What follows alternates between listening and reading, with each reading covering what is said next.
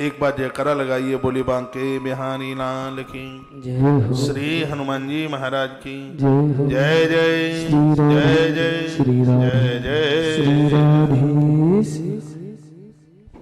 चराचर जगत में यह मानव जाति कौन से भी वर्ण की क्यों नहीं है, लेकिन पूर्व से सबका एक ही वंश है, सूर्यवंश।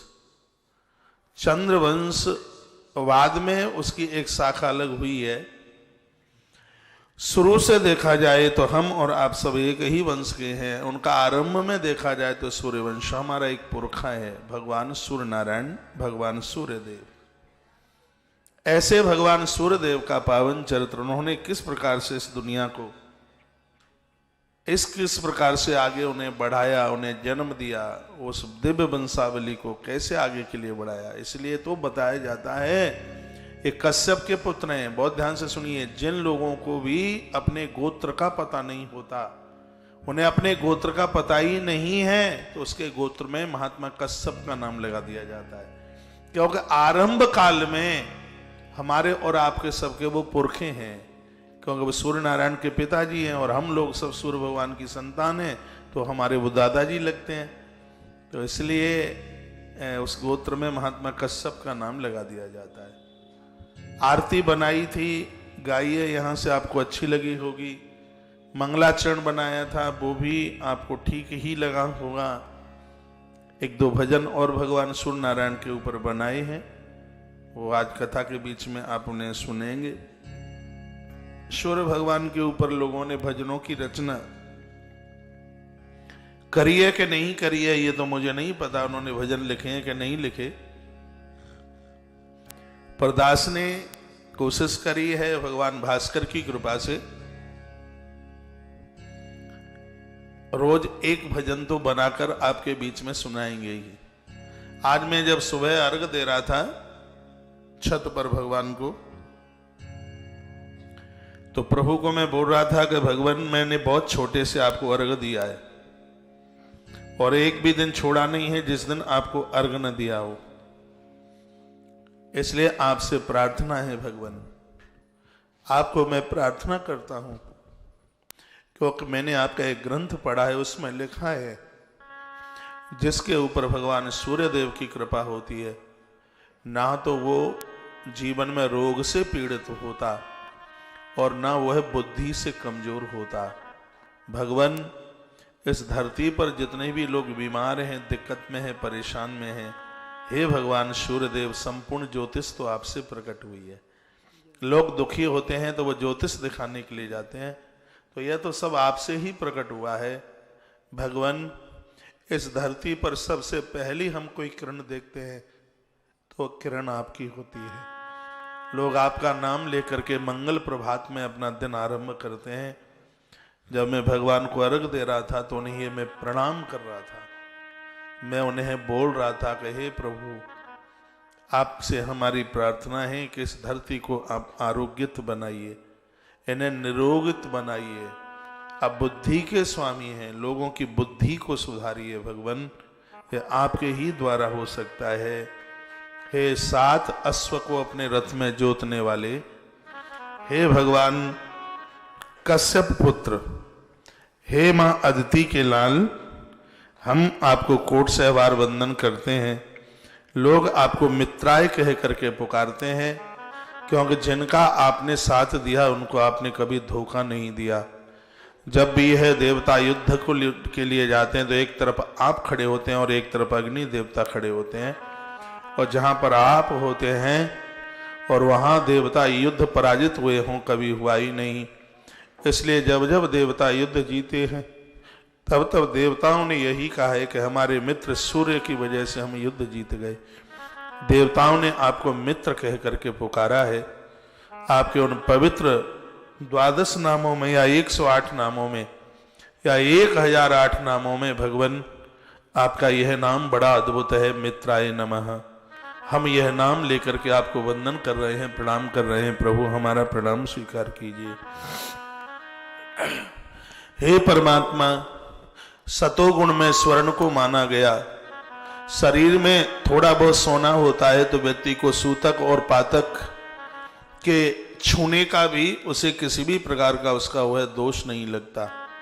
जहां जहां धरती पर सोने की खानें हुई, जहां जहां धरती पर स्वर्ण और रजत ये धातुआं ही निकली हैं कि भगवान वो सब आपकी ही कृपा से हुआ। ये सब कथाएं आप सुनेंगे। वह तेज आपका था, वह प्रभाव आपका था। भगवान आपके ही द्वारा धरती से सोने की खानें प्रकट हुई, इसलिए महापुरुषों ने आपको हिरण्य कह करके पुकारा है।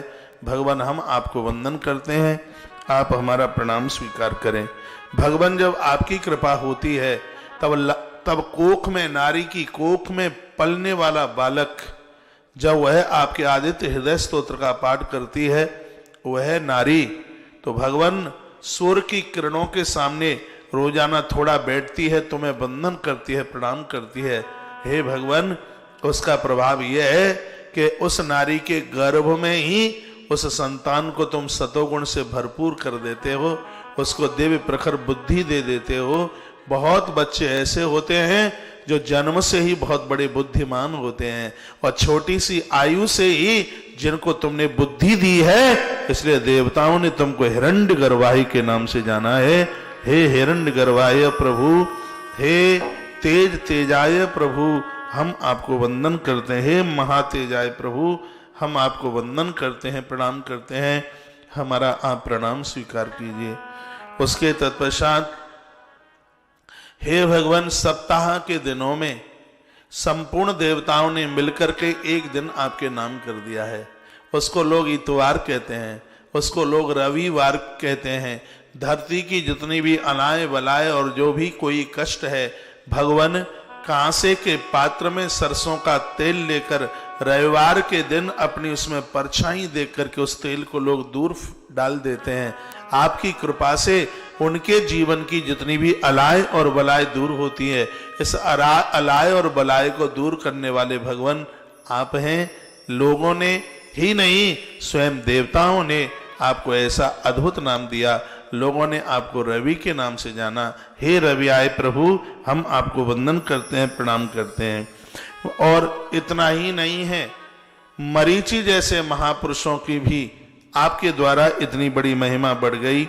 हे भगवान, मरीचि नाम आपका अद्भुत है, सूर्याय नाम आपका है, क्योंकि आपने जगत को प्रकाश दिया है और आपका वंदन प्रणाम करने वाले लोग सूरवीर हो गए हैं। भगवान, लोगों ने, देवताओं ने आपको सूर्य के नाम से जाना, और भगवान माँ अदिति के तुम लाल हो, इसलिए तुमको आदित्याय के नाम से जाना जाता है। हे अदिति पुत्र, हम आपको वंदन करते हैं, प्रणाम करते हैं। तो ये भगवान के जो अद्भुत नाम हैं, जल भी नहीं पीते थे धर्मराज युधिष्ठिर जब तक भगवान के 1008 नाम रोज नहीं ले लेते। सूर्य देवता इतने वंदनीय हैं, बहुत बहुत प्रणाम करने को लायक हैं। और एक बात कह करके मैं आगे बढ़ता हूँ, वह बात यह है कि चाहे जितना भी पूजा पाठ, आज सुबह की पूजा में हम सब गुरुकुल के बच्चों को निवेदन कर रहे थे, आप कितना भी बड़ा हवन करते हैं, यज्ञ करते हैं, पूजा पाठ करते हैं, जो भी कुछ करते हैं, यदि सूर्य भगवान को हम अर्घ नहीं देते तो पूजा पाठ का किंचित मात्र भी कोई भी फल पुण्य प्राप्त नहीं होता। इसलिए अपनी आदत में डालिएगा, भगवान सूर्य को नित्य अर्घ दीजिएगा। रोजाना अर्घ दें भगवान भास्कर को, भगवान सूर्य को रोज अर्घ दें। वेद ने कहा, चंद्रमा मनसो जातक चचो सूर्यो अजायता श्रोत्रा द्वायश प्राणश मुखार्दग्नि। हमारे ग्रंथों की, हमारे वेदों की आवाज है। मन का देवता चंद्रमा है तो बुद्धि का देवता भगवान भास्कर, भगवान सूर्य नारायण है। जो सूर्य देव को अर्घ देते हैं, गर्भ में संतान है, माताओं ने नित्य सूर्य का दर्शन किया है, सूर्य को अर्घ दिया है, उसकी कोख से जन्म लेने वाला बालक साधारण नहीं है, अद्भुत है, बहुत विशेष है। जिसके ऊपर सूर्य भगवान की कृपा हो जाए, भैया ऐसे कर्ण का अंतिम संस्कार भगवान की दिव्य ज्योति के द्वारा हुआ है। चलो ठीक है, वो तो उसको संग नहीं मिला, नहीं तो कर्ण जैसा कौन था वीर पुरुष, जिसके लिए भगवान कृष्ण ने रोते हुए कुरुक्षेत्र के मैदान में कहा था, अरे हम तुमसे कुछ मांगने के लिए आए हैं। भगवान की आंखें भर आईं, अंतिम श्वास ले रहा था कर्ण। कर्ण ने कहा, आप मांगने के लिए आए हैं? मुझे आपके आगमन की बड़ी खुशी थी। हे ब्राह्मण देवताओं, भगवान भेष पाके गए थे, हमें आपके आगमन की बड़ी प्रसन्नता थी, लेकिन अब मैं यह सोच रहा हूं आपके आने से पूर्व मेरी मृत्यु क्यों नहीं हो गई, क्योंकि मेरी देहली से कभी कोई खाली हाथ नहीं गया। देवराज इंद्र आए, वो मुझसे कुंडल और कवच लेकर के चले गए, लेकिन आज मेरा गुर टूट गया कि मरने से पहले आप दो ब्राह्मण मेरे सामने से खाली हाथ जा रहे हैं। तब भगवान ने कहा, हे दानवीर, हे महावीर, तुम जैसे दानियों का बटुआ कभी खाली नहीं होता। सूर्य नारायण की कृपा से ऐसा दानी कर्ण जिसने जीवन में वो देता ही रहा। कहा, क्या आप चाहते हैं? भगवान बोले, थोड़ा सा स्वर्ण चाहिए, सोना चाहिए। तब कर्ण रो पड़ा, व्यवस्था नहीं है। भगवान ने कहा, है, तुम्हारा दांत सोने का है। कर्ण ने कहा, महात्मा, सामने पत्थर पड़ा, उठा के लाओ, मेरे दांत को तोड़ करके आप इसको ले लीजिए। भगवान ने कहा कि मरे हुए को कभी मारना नहीं चाहिए, तुम पहले ही मृत पड़े हो और ऊपर से हम तुम्हारे ऊपर चोट पहुंचाएं, यह तो हमारी संस्कृति के विपरीत बात है। कोई बात नहीं, हम जाते हैं। तब कर्ण ने कहा, अब तो नहीं जाने दूंगा। भगवान व्यास ने महाभारत में लिखा था यह प्रसंग। महाभारत में व्यास भी इस चरित्र को लिखते समय अपने आप को रोए बिना रोक नहीं पाए। स्वर व्यास का था, कलम गणेश की थी। भगवान गणेश बहुत रोए इस प्रसंग को लिखने में।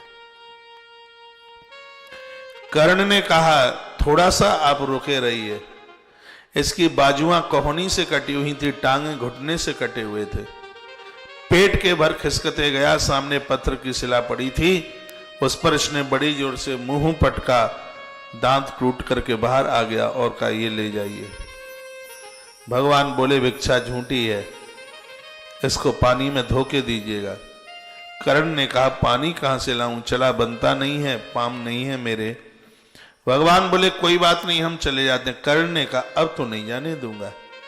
थोड़ी दूरी पर इसके गुरुदेव परशुराम ने जो धनुष दिया था, इसको तोड़ी दी थी, उसका बाण पड़ा हुआ था।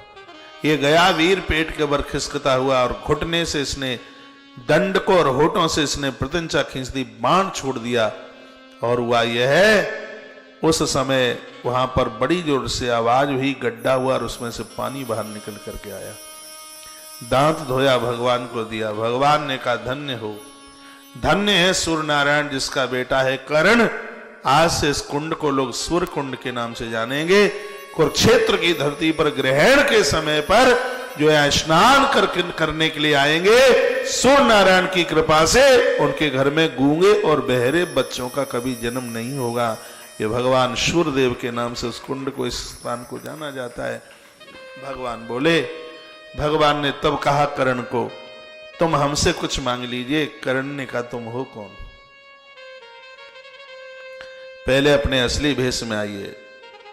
कृष्ण और अर्जुन अपने असली भेष में खड़े हुए। कर्ण ने देखा, कर्ण बहुत रोया। सरकार तुम, भगवान ने कहा, जो सूर्य का बेटा हो तो वहां तुम पहुंच ही जाते हैं। तुम रवि नंदन हो, तुम सूर्य पुत्र हो। हे महावीर, हे महादानी, युग का अंत हो सकता है, लेकिन सूर्य पुत्र कर्ण का अंत नहीं होगा। लोग तुम्हारा नाम बड़े आदर के साथ लेंगे। भट्टी पर चढ़ करके जो तपन लाए उसे स्वर्ण कहते हैं। जिसने अंतिम श्वास तक देना सीखा है उसे सूर्य पुत्र कर्ण कहते हैं। हे सूर्य पुत्र, हे दानी, महादानी, हे महावीर, क्या चाहिए तुम्हें, तुम हमसे मांग लो।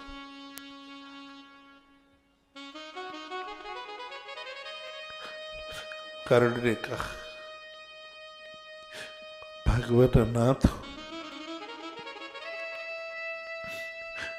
कल का पढ़ा हूं इस भूमि में, पूरी रात भर यही सोचता रहा, मेरा कोई नहीं है, मैं आज अकेला पड़ा रह गया। लेकिन भगवान, आज समझ पाया हूं जिसका कोई नहीं होता इस दुनिया में, सरकार उसके आप होते हैं, प्रभु उसके आप होते हैं।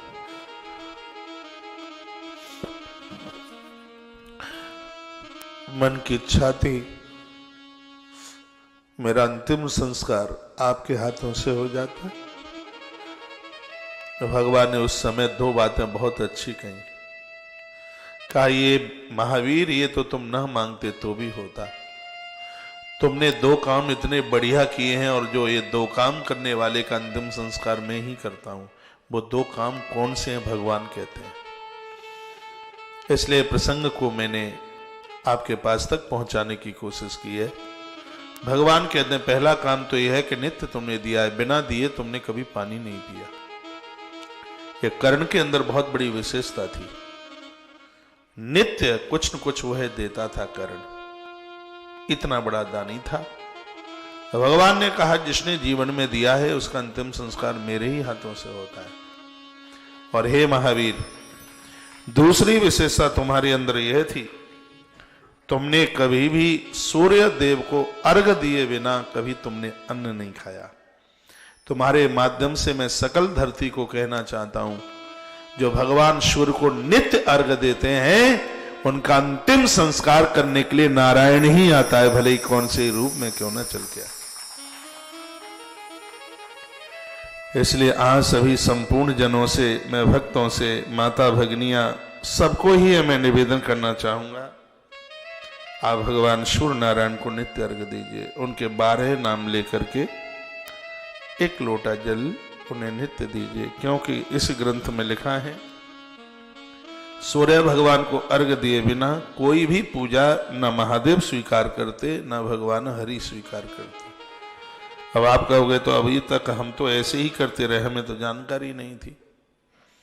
अब जानकारी नहीं थी इसलिए ऐसा हो गया है। लेकिन अब भगवान को प्रार्थना करके कह दीजिएगा, कह देना, प्रभु हमें पता नहीं था, और अब हम आज यह संकल्प लेते हैं कि नित्य आपको अर्घ देंगे, प्रणाम करेंगे। किसी कारणवश आप जल नहीं दे सकते हैं, कहीं जा रहे हैं, तो उन्हें प्रणाम तो कर सकते हैं, उनके 12 नाम तो ले सकते हैं आप। नमस्कार से भगवान भानु अति प्रसन्न होते हैं। आश्रम ने लाखों किताबों से ज्यादा कोरोना काल में भगवत प्रसाद किताबों का वितरण किया। 1 लाख किताब आश्रम ने छपवाई थी, आपका सहयोग था, वितरण किया पूरा अधिक मास में। 5000 किताबें श्री रजनीश जी वाजपेयी जी कोटा वालों ने छपवा करके दी। तो लगभग 1,05,000 किताब बहुत होती है, जो कि अभी तक उसका वितरण हुआ है। शायद अभी भी लोग आते हैं तो भगवत प्रसाद किताब लेके ही जाते हैं। उसमें सूर्य नारायण के 12 नाम, 12 नाम हैं भगवान सूर्य नारायण के। यह तो आप लिख भी सकते हैं, ओम मित्राय नमः, अर्घ दे और ये नाम बोले, ओम मित्राय नमः, हिरण्यगर्भाय नमः, ओम मित्राय नमः, ओम रवये नमः, ओम रवये नमः। शुरू से बोल रहा हूं, ओम मित्राय नमः, ओम रवये नमः, ओम सूर्याय नमः, ओम भान्वे नमः, ओम खगाय नमः, ओम पूषणे नमः, ओम हिरण्यगर्भाय नमः, ओम मरीचये नमः, ओम आदित्याय नमः, ओम सावित्रे नमः, ओम अर्काय नमः, ओम भास्कराय नमः। ये 12 नाम है। इस ग्रंथ में इन 12 नामों की महिमा आप बराबर सुनेंगे। कथा सूर्य पुराण की आज आरंभ हो गई है। बहुत खुशी की बात है, मकर संक्रांति इसी अनुष्ठान में पड़ेगी। 17 तारीख तक चलेगी ये कथा। आज 10 है, 10, 11, 12, 13, 14, 15, 16, 17 तक चलेगी। भगवान की कृपा से, परमात्मा की कृपा से इतना आनंद आएगा। अभी कल की पुराण की कथा हल्ला बोल हुई है, न हुई हो तो साक्षी आप लोग हैं ही। बहुत आनंद देने वाली कथा हुई है, इतना आनंद मिला है, इतना सुकून मिला है, ये कथा भी कमजोर नहीं रहेगी, बहुत आनंद आएगा। और आप में बहुत % में ऐसे महानुभाव होंगे जो शायद सूर्य पुराण की कथा पहली ही बार सुन रहे हैं। आप तो सब पहली बार ही वाले होंगे, तो पहले सुन चुके हैं, तो बस सुनते रहिए। मैं एक बार भगवान को प्रार्थना करता हूं, हे प्रभु, इस अनुष्ठान के जितने भी यजमान बने हुए हैं उनके ऊपर इतनी कृपा करना प्रभु, इतनी कृपा करना, क्योंकि इनके माध्यम से ये कथा 7 समुद्र पार तक जा रही है। यहां अमेरिका के फोन आते हैं, यहां कनाडा से फोन आते हैं। ये कथा दुनिया के 250 देशों से ज्यादा जगह सुनी जा रही है। और अति प्रसन्नता के साथ वो कहते हैं हमारा जीवन बदल गया, हमारी तो निशाचर प्रवृत्ति ही खत्म हो गई। तो ये हम लोगों के लिए एक बहुत बड़ी उपलब्धि है यदि ये कथा जीवन में बदलाव कर रही है तो। सच मानिए, इन कथाओं के माध्यम से बहुत बड़ी तादाद में लोग शाकाहारी हो गए। इन कथाओं के माध्यम से 10 बजे जगने वाले लोगों ने 6 बजे से पहले जगना शुरू कर दिया। मेरी बूढ़ी बूढ़ी माता ने बहुओं को बेटी मानना शुरू कर दिया है। मेरी बहनों ने अपनी वृद्ध माताओं को मां नहीं, मां से ज्यादा मानना आरंभ कर दिया है। तो कितनी बड़ी उपलब्धि है इन कथाओं की। लगता है कि समय सार्थक हो गया है। 2-3 पंक्तियां बनाई हैं, 2 बजे चैनल कटअप हो जाएगा, तो ये 2 पंक्तियां मैं आपको सुना दूं भगवान भास्कर की, फिर कथा तो अभी चलेगी। और आज की कथा भी बड़ी अद्भुत है। 2 बजे चैनल जैसे कटअप हो तो तुलसी तपोवन यूट्यूब चैनल पर समग्र आज की कथा के पूरे भाग को जरूर सुनिएगा, कथा छूटे नहीं। रुक जाओ। जितने भी आप सूर्य पुराण के यजमान बन रहे हैं, आप कल कलश स्थापना कीजिएगा। कल सोमवार को कलश स्थापित कीजिए। आप इसमें सूखा गोला रखा करें, सूखा गोला, क्योंकि यह जल्दी खराब नहीं होता है। और एक ऐसे यज्ञ का आपको लाभ मिलेगा, पता नहीं कौन से ग्रंथ में आया था कि लक्ष्य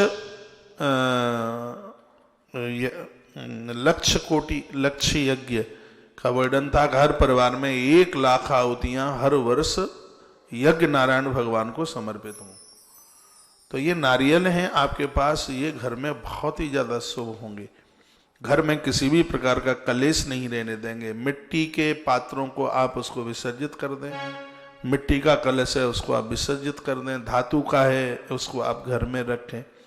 कभी आप मकान बनवाते हैं तो उस कलश को जमीन में गाड़ दीजिए, बहुत ज्यादा शुभ है।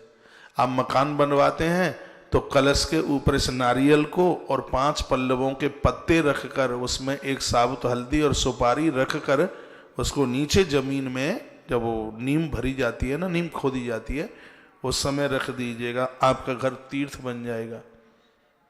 तो ये तो ऐसे नारियल हैं जिनको आप रख रहे हैं अपने घर में पुराण के माध्यम से। ये सब चीजें बाजार में नहीं मिलेंगी।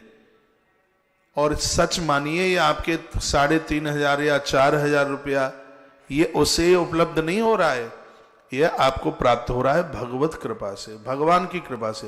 नहीं तो क्या दुनिया में धन वालों की कोई कमी है क्या? बहुत पैसे वाले लोग हैं, लेकिन यजमान बनकर कथा को सुनने का सौभाग्य उन्हें प्राप्त हो रहा है जिनके ऊपर भगवान ने अपनी बड़ी अहेतुकी कृपा का वर्षण किया है।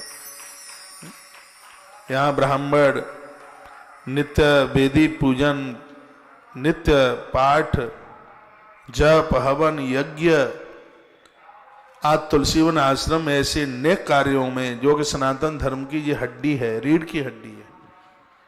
इतना अच्छा लग रहा है। इस काल में, कोरोना काल में बहुत लोग धर्म से जुड़े हैं, जिनको किसी भी प्रकार की जानकारी नहीं थी, वो आजकल बहुत बड़े बड़े पंडितों जैसी बात करते हैं। अच्छी बात है, होना चाहिए। तो यह आश्रम के साथ जुड़ करके आप सब लोगों को भी यह सौभाग्य प्राप्त हो रहा है। तो आप कल कलश की स्थापना कीजिए, मिल जाए तो उसके ऊपर आप सूखा नारियल रखिए, कलश को भरिए, उसमें एक सिक्का जरूर डालिएगा, पंच पल्लव लगा लीजिए, उसमें पंच पल्लव मैंने कई बार बताया है। देखें आईडी पर सबसे पहले कौन लिख करके भेजता है पंच पल्लवों के नाम।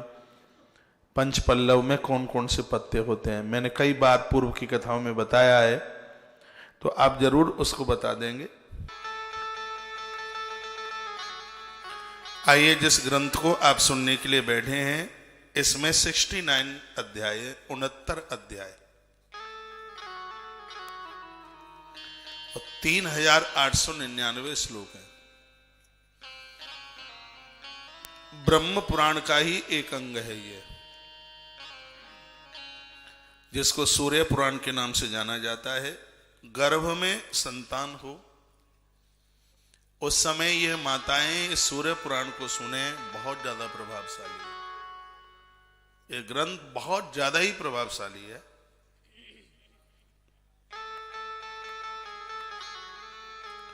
दुनिया भर के कोर्ट कचहरी के केस लग चुके हैं, सफलता नहीं मिल रही है, अपनी दुकान मकान के ऊपर किसी ने कब्जा कर लिया है, ऐसा लग रहा है कि दुश्मन बहुत ज्यादा बढ़ गए हैं और आप किसी भी प्रकार से किसी भी चीज का आप निर्णय नहीं ले पा रहे हैं। उसके लिए बहुत आवाजें आती हैं अंदर से। उसके लिए यह सूर्य पुराण की कथा किसी वरदान से कम नहीं है। कोई ऐसी बीमारियां फैल गई हैं, असाध्य रोग, खड़ा होते बनता नहीं है, कुष्ठ रोग जैसा, ऐसा यह भयंकर रोग भगवान सूर्य नारायण की कृपा से, सूर्य पुराण की कथा से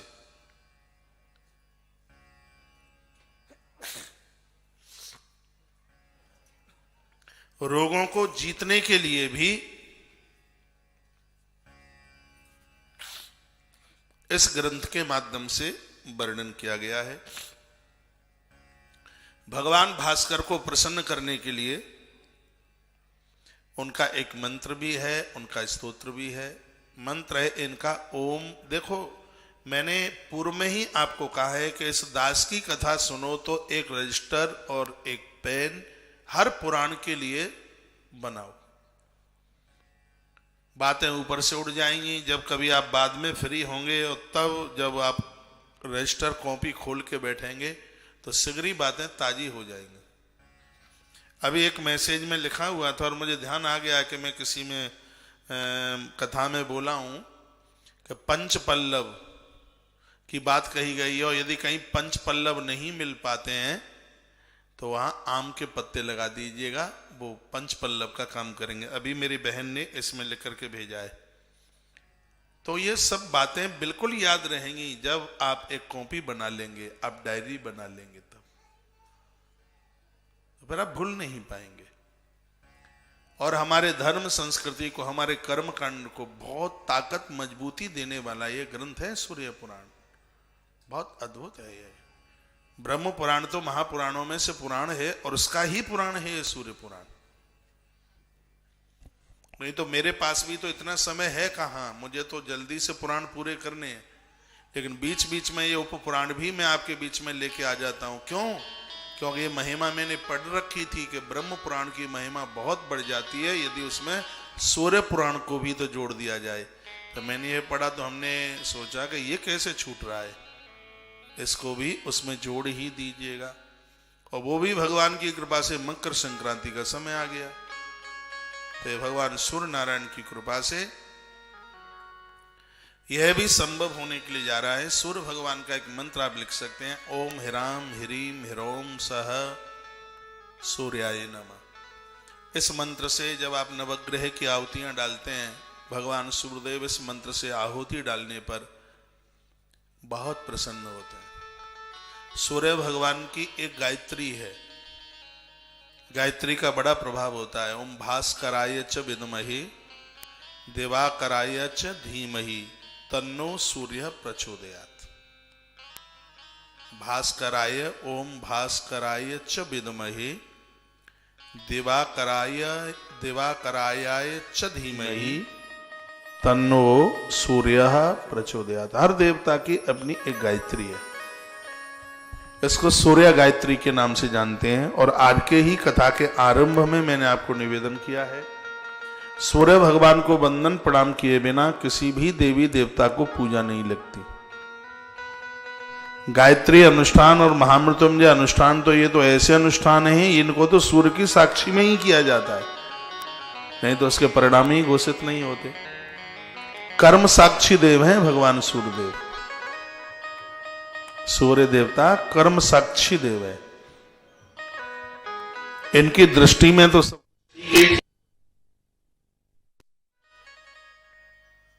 इनकी सानिध्यता के बिना, इनकी कृपा के बिना तो कुछ ठीक होगा ही कहां। मैंने आपको पूर्व में आज ही निवेदन किया है, चराचर जगत में जितनी भी ये मानव जाति दिखाई देती है, यहां से लेके अमेरिका, लंदन और जहां जहां मैं पूरे विश्व धरा की बात कर रहा हूं, वो सब सूर्यवंश के लोग हैं। चंद्रवंश बाद में इसमें वर्णन है, पूछा गया है सोनक ऋषियों के द्वारा, तब उन्होंने उस कथा में बताया है कि चंद्रवंश तो बीच में चल के आया, आधार में सूर्यवंश ही था। विधाता ब्रह्मा के कुछ मानस पुत्र हुए हैं, और जब ये आज्ञा दी गई थी कि अब सृष्टि की रचना करो, तब 12 सूर्यों को प्रकट किया गया था। भगवान विष्णु के सगे भाई हैं सूर्य, देवराज इंद्र के सगे भाई हैं सूर्य, वामन भगवान के बिल्कुल सगे भाई है भगवान सूर्य देवता। ऐसे सूर्यदेव के चरणों में हम और आप सब वंदन करते हैं, प्रणाम करते हैं। मैं कुछ आदित्य हृदय स्तोत्र के कुछ श्लोक लेकर आज की महिमा को पूरा करते हैं। ये वह आदित्य हृदय स्तोत्र है जब कैसे भी रावण बस में नहीं हो रहा था, मरने में आ ही नहीं रहा था, कब्जे में नहीं आ रहा था, काबू में नहीं आ रहा था। उस समय भगवान प्रभु श्री राम जी ने एकाएक देखा कि आकाश मार्ग से महात्मा अगस्त्य उतरते हुए आ रहे हैं। ये कथा नहीं सुनी होगी आपने। रावण जिस समय युद्ध के लिए आया था और उसको तो जीतना बड़ा मुश्किल हो रहा था, तो देखा आकाश मार्ग से महात्मा अगस्त्य नीचे उतर करके आए और उन्होंने कहा, राम क्या तुम भूल गए हो जब तुमने मुझसे कहा था, कोई मंत्र मांगा था, अब सो मंत्र देव प्रभु मोहि, जे ही प्रकार मारहु मुनि द्रोही। मैंने तुम्हें तर्कस भी दिया, बाण भी दिए, ऐसा तर्कस दिया था अगस्त्य ऋषि ने जिसके बाण कभी समाप्ति ही नहीं होते थे। और याद रखिएगा कि इसमें जो 30 बाण थे वो महात्मा अगस्त्य ने दिए थे। जो सुने 20 बाण उसकी 20 भुजाओं को काटते हैं, और जो 10 बाण हैं वो उसके मस्तिष्क को काटते हैं, 30।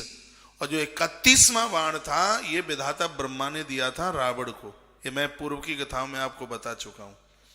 रावण ने वही 31वां बाण मंदोदरी को दिया था। हनुमान और मंदोदरी ने उस बाण को खम्मे में चिनवा दिया था, क्योंकि ब्रह्मा जी ने कहा था जब तक यह बाण दुश्मन के हाथ में पहुंचकर तेरी नाभि में नहीं लगेगा, क्यों रावण की नाभि में अमृत कुंड था, जब तक दुश्मन के हाथ में यह बाण पहुंचकर तेरी नाभि पर आघात नहीं करेगा तब तक तेरी मृत्यु नहीं हो सकती। इसकी भुजाएं कट कट करके सब जुड़ रही थी, मरने में तो कैसे भी आ ही नहीं रहा था। तो विभीषण ने वो पोल खोल दी थी। विभीषण ने कहा ऐसा ऐसा हुआ था, मेरे सामने की बात है, विधाता जी ने, ब्रह्मा जी ने एक बाण दिया है, और ये बात कही थी कि जब तक दुश्मन के हाथ में बाण पहुंचकर आघात करके वाणी पर, नाभि पर नहीं लगेगा तब तक तेरी मौत नहीं है। तो सरकार वह बाण भैया ने मंदोदरी भाभी को दिया, इतना तो मुझे पता है। उसके बाद वह बाण कहां चला गया ये मुझे नहीं पता। भगवान बड़े मायूस हुए, और मायूस होने की तो बात ही थी। ये बंदा मरने में नहीं आता कैसे भी, तो जिसको कोई ना करे उसको हनुमान करे।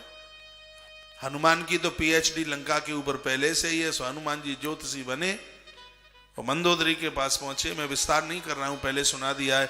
एक मुक्का खम्भ में मारा जोर से, खम्भ टूट के नीचे गिरा। बाण लेकर के हनुमान जी उड़ करके आ गए, राम जी के हाथ में दे दिया।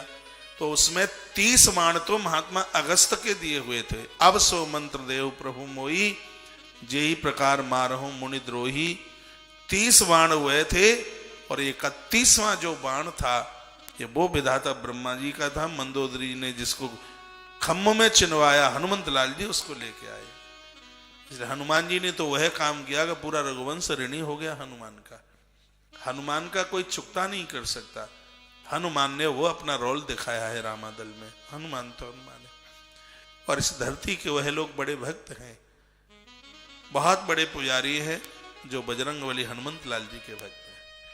हनुमान का भक्त संयमी होता है, कामाचारी नहीं, वो ब्रह्मचारी होता है, वो संयमी होता है, लोलुपता नहीं होती, संसार की बेकारता नहीं होती।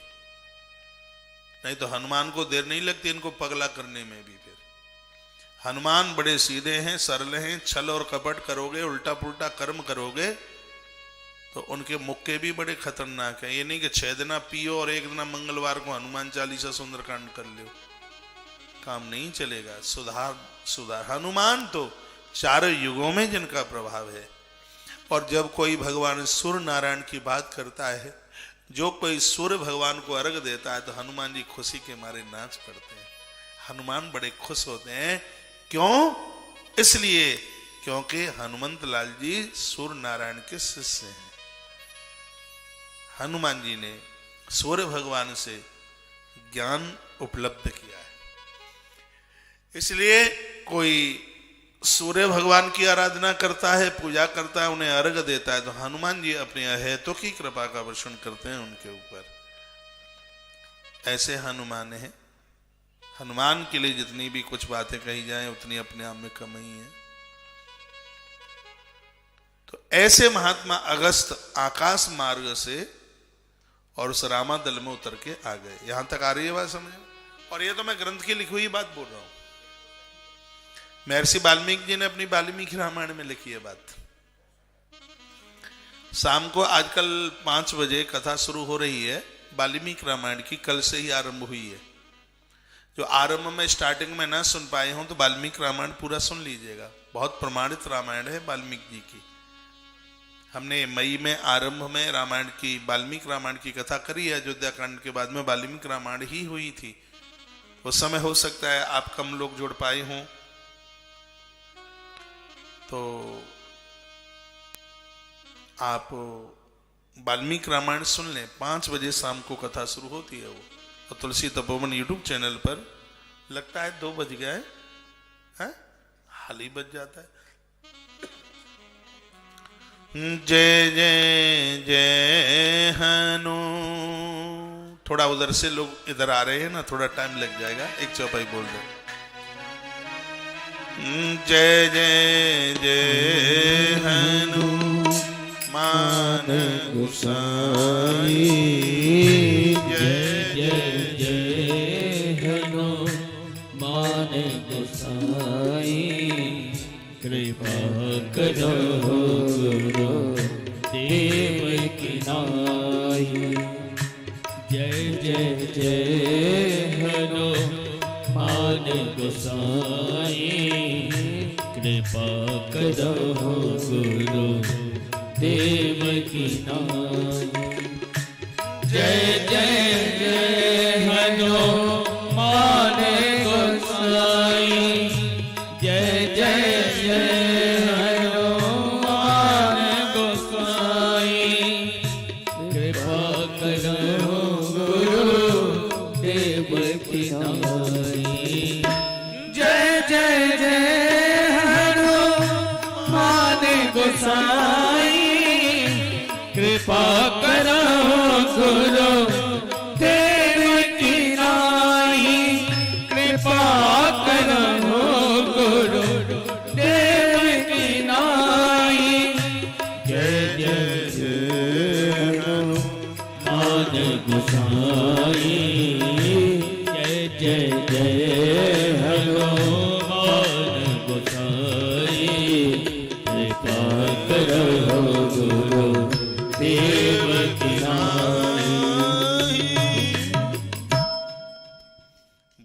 श्री हनुमान जी महाराज की जय हो।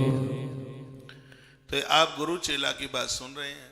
सूर्य भगवान को कोई अर्घ देता है तो हनुमान जी खुश होते हैं, और कोई हनुमान चालीसा का पाठ करता है तो सूर्य देवता बड़े खुश होते हैं। भगवान सूर्य देव की कृपा से क्या नहीं मिल सकता। सूर्य देव की कृपा से आंखों में ज्योति मिलती है, उनकी कृपा से बुद्धि मिलती है, उनकी कृपा से व्यक्ति निरोगी रहता है, उनकी कृपा से जठर में अन्न पचता है। और जिन्होंने सूर्य देवता को अर्घ दिया है और अंत में उसके मृत्यु के समय पर भगवान ही आके खड़े होते हैं।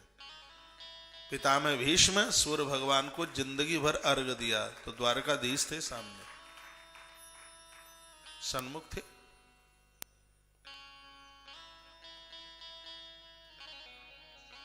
सूर्य भगवान की कृपा से क्या नहीं मिल सकता, सब संभव है। मुझे विश्वास है कि यह कथा सुनकर आप खुद भी और अपने बच्चों से भी भगवान सूर्य को अर्घ जरूर दिलवाएंगे। इस धरती पर एक बड़ा महामेधावी सन्यासी हुआ है, उनका नाम है पूज्य विवेकानंद जी महाराज।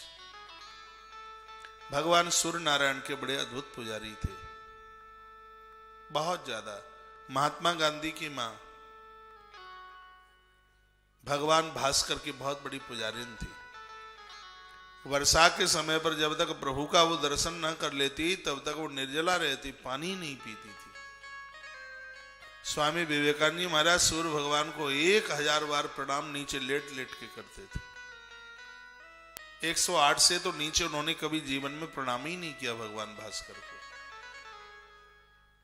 ऐसा महापुरुष, ऐसा साधु जिनके बारे में आपने सुना। और ये बात मैं बहुत बार रिपीट करूंगा पूरी कथा में, जो भगवान सूर्य को अर्घ नहीं देते, ना उनको जप का कुछ मिलता, ना यज्ञ का कुछ मिलता, कुछ मिलता ही नहीं है उन्हें साधना का।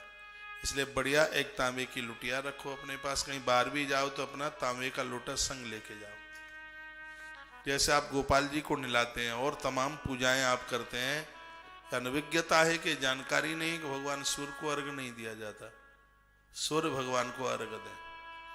पुरुष लोग जो जनेऊधारी हैं, जब वो अर्घ देते हैं तो अपना जनेऊ निकालकर थोड़ा थोड़ा लोटे को स्पर्श करा लें। ये अंगूठा और छोटी उंगली के बीच में जनेऊ को फंसाकर लोटा ऐसे लेकर के फिर उनको अर्घ दिया जाता है। उसमें तीनों धागों में विधाता ब्रह्मा, विष्णु और भगवान महादेव का रूप है। जब सूर्य को अर्घ देते हैं आप, तो यह अर्घ देवताओं के पास तक, यह जल देवताओं के पास ऐसे पहुंच जाता है जैसे यज्ञ नारायण के द्वारा डाली गई आहुति देवताओं के पेट में पहुंचती है। भोजन के रूप में सूर्य भगवान को दिया गया अर्घ जल के रूप में देवताओं के पास पहुंच जाता है, जिससे देवता अपने आप में बहुत तृप्त होते हैं।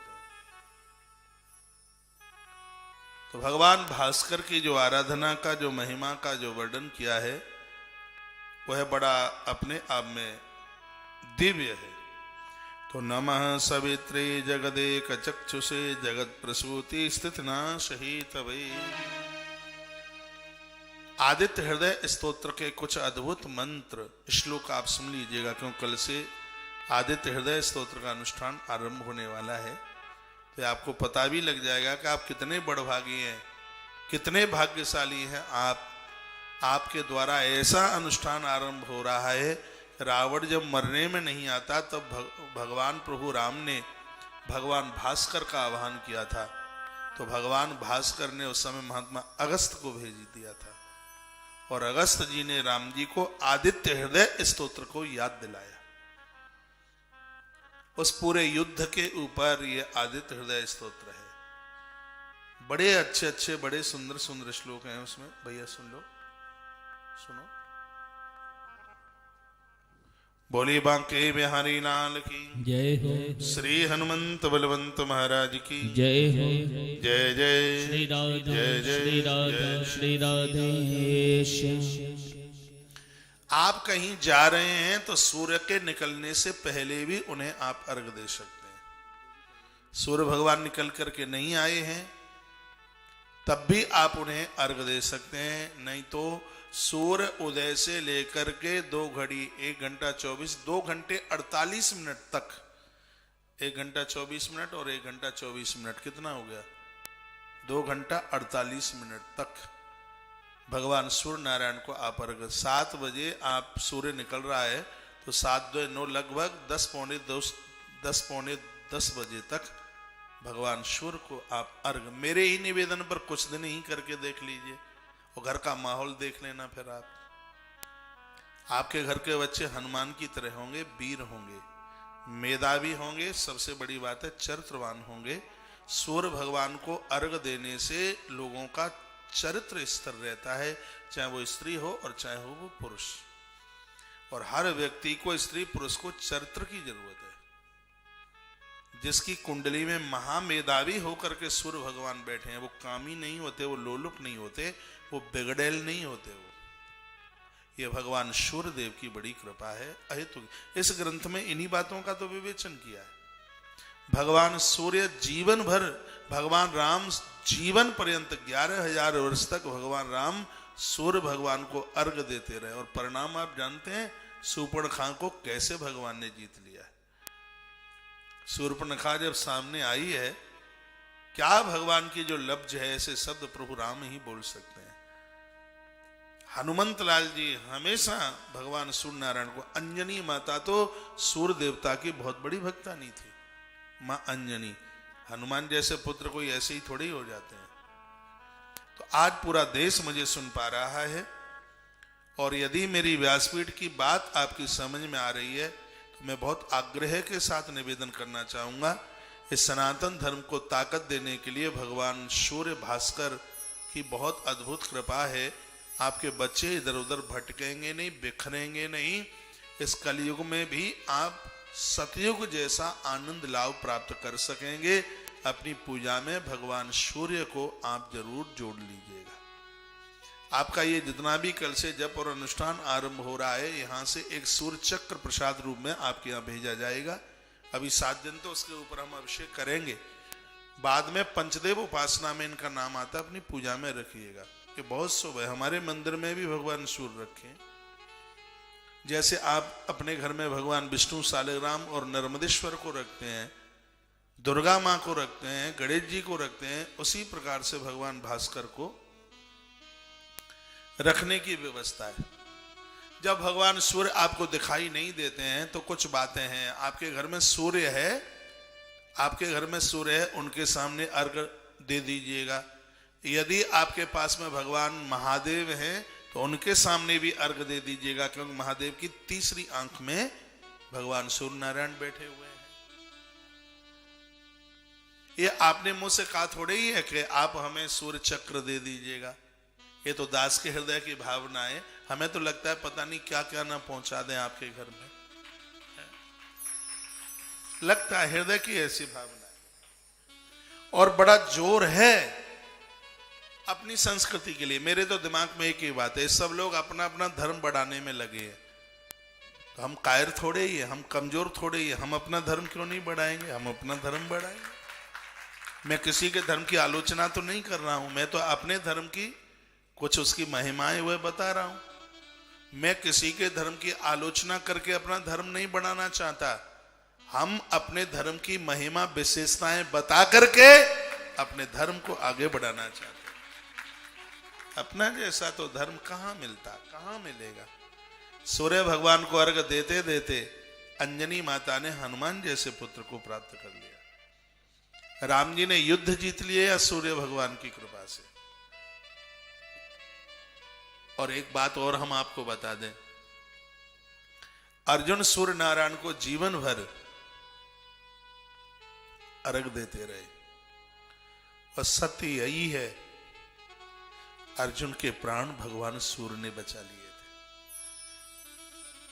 सूर्य ने जिस समय अर्जुन ने वह प्रतिज्ञा की थी, सुन लें, 2 मिनट का टाइम है आपके पास है? तो जिस समय अर्जुन ने वो प्रतिज्ञा कर डाली थी अभिमन्यु की मृत्यु पर,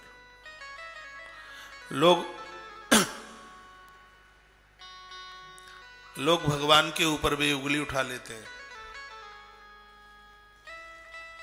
वो कह देते हैं कि जो कृष्ण की शरणागत हो गया है और फिर भी उनके बेटे की मौत हो गई, काय का भगवान है। लोग ऐसी बातें करते हैं। उस दिन जयद्रथ का दिन था। शंकर से वरदान मांग रखा था उसने। जब इसने द्रौपदी का अपमान किया, महाभारत जैसा अद्भुत ग्रंथ हो, जो कथा कहीं नहीं वो महाभारत में, जो महाभारत में नहीं है वो कहीं नहीं है, ये समझ लीजिएगा। तो महाभारत में वो जयद्रथ ने जब द्रौपदी का हरण किया तो पांडवों ने उसे अपमानित किया। वह उस अपमान को भूल नहीं पाया। इसने भगवान महादेव की बड़ी सघन साधना करी। शंकर इसके ऊपर प्रसन्न हुए, जयद्रथ के ऊपर। ऐसे कहा, बच्चा बोल क्या चाहता है? तो कहा कि मेरा अपमान हुआ है और मैं अर्जुन को अपने हाथों से मारना चाहता हूं। मेरा बहुत बड़ा अपमान हुआ। अर्जुन महादेव के भक्त हैं। तो शंकर ने कहा, देख, ये तो मैं नहीं कह सकता कि तेरे हाथ से अर्जुन मरेगा, ये नहीं कह सकता।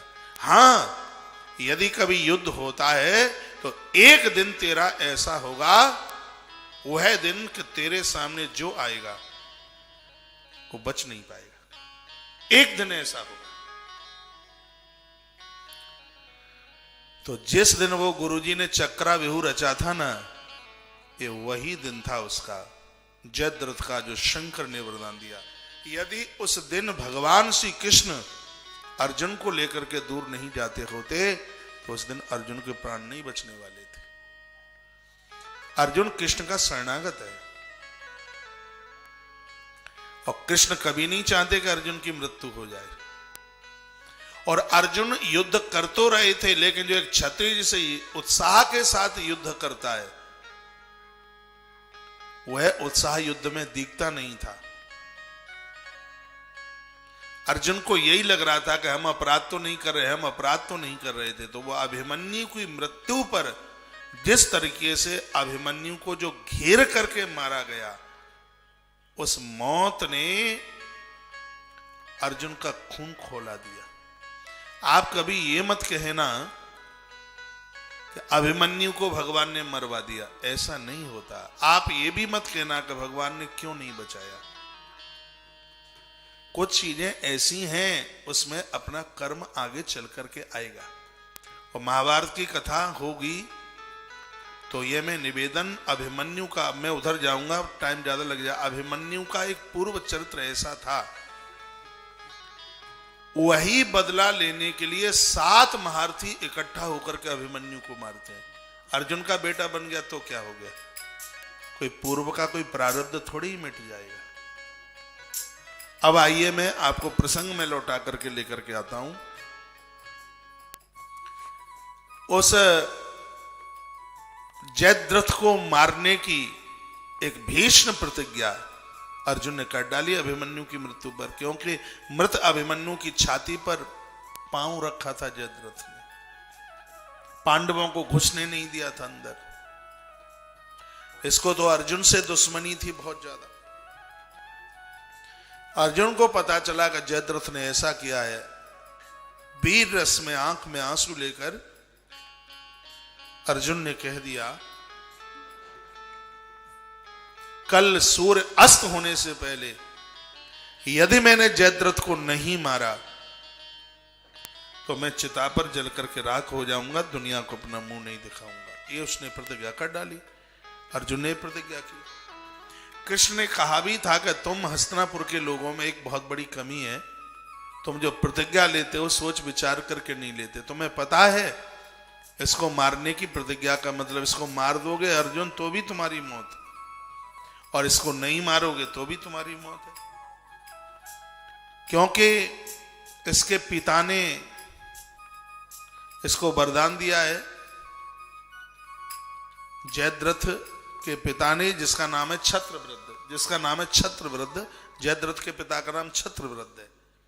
उसने इसे वरदान दिया था, बेटा यदि तुझे कोई मारने का साहस करेगा तो आंखों से तेरा मस्तिष्क उसने देख लिया तो उसकी खोपड़ी के टुकड़े टुकड़े हो जाएंगे। तो भगवान बोले कि तुम इसको मारोगे, सामने गिरेगा, निगाह देखेगी इसको तो तुम मरे, और इसको नहीं मारते हो तो अपनी प्रतिज्ञा की वजह से तुम मरे। अर्जुन ने कहा, भगवान मैंने तो प्रतिज्ञा कर डाली, अब जो हो सो हो। रात निकली, भोर हुआ। भगवान रोज की तरह अर्जुन को लेकर के जा रहे थे। युद्ध हुआ, संध्या का सूर्य अस्तांचल में ज्यादा समय नहीं था, लेकिन वो जयद्रथ तो ऐसा कमल की नाल में जाकर के बैठ गया, वो तो निकल के नहीं आता। उस समय भगवान सूर्यदेव ने जो कृष्ण को इशारा किया वो बड़ा अद्भुत था। ये बात सबको पता हो, भगवान सूर्य ने कहा था भगवान श्री कृष्ण को, द्वारकाधीश को, नाथ प्रभु सुनिए, अर्जुन तुम्हारा सखा है, मेरा भक्त है, इसने जीवन भर मुझे अर्घ दिया है, मुझे जल दिया है। सूर्य भगवान कहते हैं इसकी मां भी मेरी परम भक्तानी है, कामद मंत्र की साधना से इसने एक बार मेरा आह्वान किया और वहां में आकर के प्रकट हुआ। अर्जुन की मां अर्घ दिए बिना उसने कभी जीवन में जल नहीं पिया, इसलिए नाथ ऐसा कीजिए, उसकी कोख को खाली मत कीजिए। भगवान ने सारे में पूछा तो अब मैं क्या करूं, प्रतिज्ञा इसने की है और मैं हथियार नहीं उठा सकता। सूर्य और कृष्ण की चर्चा हो रही है। कृष्ण ने कहा मैं तो हथियार नहीं उठा सकता क्योंकि मैंने प्रतिज्ञा की है कि युद्ध में मैं हथियार नहीं उठाऊंगा। तो सूर्य ने कहा कि मैं आपसे हथियार उठाने के लिए बोल ही नहीं रहा हूं। कृष्ण ने कहा तो तुम क्या बोल रहे हो? तो सूर्य नारायण ने कहा कि थोड़ा अपने सुदर्शन चक्र को मेरी तरफ कर दीजिए, चक्र की ओट में मैं छिप जाऊंगा, इनको लगेगा कि सूर्यास्त हो गया है। देखो कमाल की बात, ऐसे भगवान सूर्य नारायण जो कृष्ण को बोलते हैं, अपना एक हाथ ऐसे कर दो, चक्र को मेरी तरफ कर दो और मैं छिप जाऊंगा और वह जयद्रथ समझेगा कि सूर्य अस्त हो गया है और वो मानेगा नहीं, वो निकल के जरूर आएगा। और सरकार जब वो निकल करके आ जाए तो अपने चक्र को उठा देना और मैं सामने दिखाई दूंगा, अर्जुन का काम बन जाएगा। और ऐसा ही हुआ था। भगवान ने चक्र से हाथ यूं ऐसे किया, कोई देख भी नहीं पा रहा था, सूर्य छिप गए।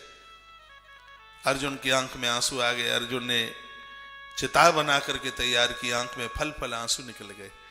कृष्ण को तो सब पता ही था भगवान है, परमात्मा है। तो भगवान ने कहा अरे अर्जुन तुम कैसे क्षत्रिय हो, तुम कैसे वीर हो, तुम है क्षत्रिय मरता है तो रोता नहीं है, वो है मौत पर वो खुशी मनाता, तुम रो रहे हो।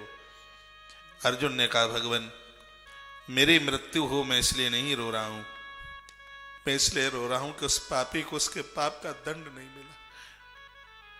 हे केशव मुझे इस बात का कष्ट है, मेरे मृत पुत्र की छाती पर जिसने अपना पाम रखा, ऐसा आज वह पापी जयद्रथ बच गया। मुझे लगता है कि केशव पाप जीत गया और सत्य हार गया। भगवान ने कहा सत्य कभी भी नहीं हारता अर्जुन, भूल मत करो, सत्य तो कभी हारेगा ही नहीं। पराजय अधर्म की होती है, अन्याय की होती है, अत्याचार की होती है। अर्जुन ने कहा केशव सूर्य अस्त हो गया। तो भगवान ने कहा कि तुम जैसे मारुतियों के लिए सूर्य कभी अस्त नहीं होता, कभी अस्त नहीं होता। आंख में आंसू थे, चिता की तैयारी की गई। अर्जुन ने कहा केशव मेरा प्रणाम स्वीकार करना, जो आपने मुझे आदेश दिया था वो आदेश मैं पूरा नहीं कर पाया। आपका आदेश था इन अन्यायियों को मारने के लिए, इनको खत्म करने के लिए, लेकिन उसे मैं पूरा नहीं कर पाया और मैं प्रतिज्ञा हार गया। सूर्य अस्त और मैं चिता पर जल करके राख होता हूं। इतना अर्जुन ने कहा तो इतने में तो भीड़ चीड़ करके वो जयद्रथ की मौत उसको ले ही आई हुआ सामने आ गया और कहता है कायर गीदड़ कहां है तेरा गांडीव? तू तो गांडीव के ऊपर इतना हाँकता था, तू गीदड़ों की तरह मर रहा है, तुझे मरना था तो शेर की तरह मरता। देख क्या कर लिया तूने मुझे। और वो बड़ी जोर से हंसा और जब इतना हंसा तो कृष्ण ने कहा मार इसको निकल ना जाए। तब अर्जुन ने कहा भगवान कैसे मारूं, सूर्य अस्त हो चुका है। भगवान ने कहा अर्जुन तुम जैसे वीरों के लिए सूर्य नारायण कभी अस्त नहीं होते। और कहा ये जयद्रथ और ये सूर्य उठा बाण और ऐसा बाण मारना इसकी गर्दन कट के इसकी बाप की गोद में जाकर के गिरे। भगवान ने चक्र उठाया, भगवान सूर्य मुस्कुराते हुए सामने उदित होकर के मुस्कुरा गए भगवान भास्कर, और ऐसा बाण मारा कि ये जयद्रथ का मस्तक कट के इसके बाप छत्रव्रत की गोद में जाके गिरा। जयद्रथ के बाप के मस्तक के टुकड़े टुकड़े हो गए। ये है कृपा भगवान सूर्य नारायण की। ये है भगवान प्रभु सूर्यदेव।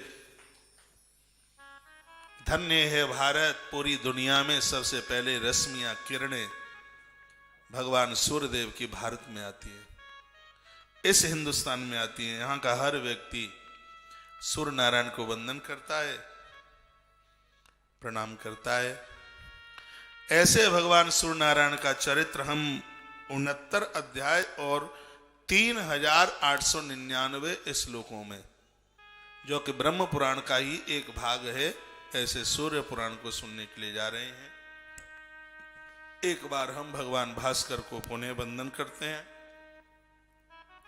प्रणाम करते हैं। भास्कराय च विद्महे दिवाकराय च धीमहि तन्नो सूर्यः प्रचोदयात्। आदित्य हृदय स्तोत्र के द्वारा भगवान अति प्रसन्न होते हैं।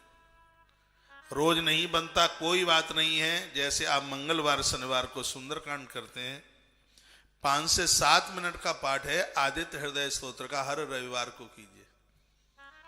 सूर्य भगवान की सानिध्यता में हर रविवार को कीजिए। भगवान प्रभु श्री राम जी ने 11,000 साल तक इस स्तोत्र का पाठ किया है। हनुमंत लाल जी इस स्तोत्र का पाठ करते हैं, वो तो राम रक्षा स्तोत्र का भी पाठ करते हैं। लखनलाल ने जीवन पर्यंत राम रक्षा स्तोत्र। ये अद्भुत ये बातें हैं। आदित्य हृदय स्तोत्र अनादि काल से चलता हुआ आ रहा है। जिस आदित्य हृदय स्तोत्र में राम के युद्ध जीतने की बात सूर्य नारायण की कृपा छत्र के नीचे बताई गई है।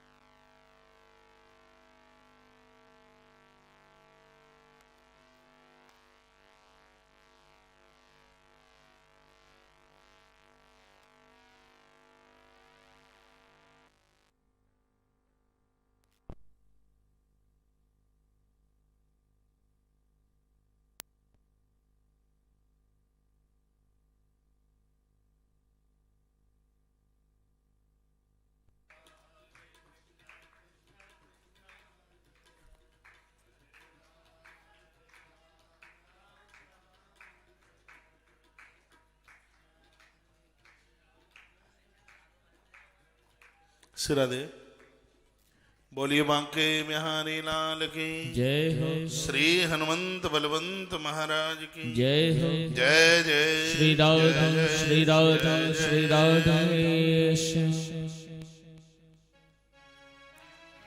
आप मान भाव जितने भी खड़े होके आप जा रहे हैं, थोड़ा मेरी तरफ देखोगे। पंगत चालू है, प्रसाद चालू है, आप भोजन लेके ही जाइएगा, नहीं रास्ते में कहीं होटल टटोलना पड़ेगा। प्रसाद लेके जाएं, चालू है पंगत। ऐसे ही है, ठीक सामने मेरी नाक के सामने से रास्ता गया, ऐसे ही निकल जाए। ऐसे ही, ऐसे सीधे जाओ, ऐसे क्यों चले जाओ।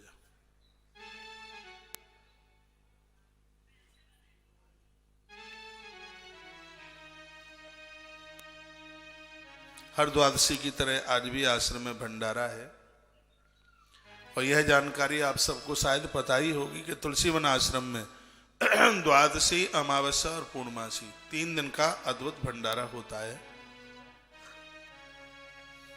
भक्तों की तरफ से यह होता है। नारद पुराण में कभी यह पढ़ा हुआ था कि कोई एकादशी करता करता ऊपर चला गया, उद्यापन नहीं कर पाया।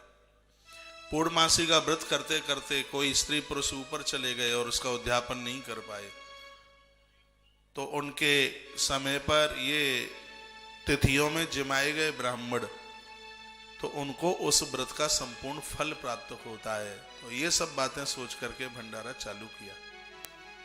1 वर्ष में 50 ब्राह्मणों को भोजन उनकी तरफ से कराना, और भक्तों से 3511 रुपए का सहयोग लेकर के और इस सेवा को भी सुचारू रूप से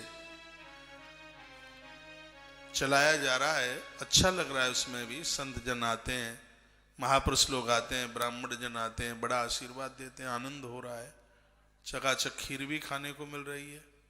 हाँ, आनंद आ रहा है। तो आप आश्रम की खीर कोई छोड़ के नहीं जाइएगा, गौ माता का प्रसाद है। ना तो आपके बटुआ में कोई कमी है, ये भी हमें पता है। बटुआ का पैसा बटुआ में ही रखे रहने दीजिएगा।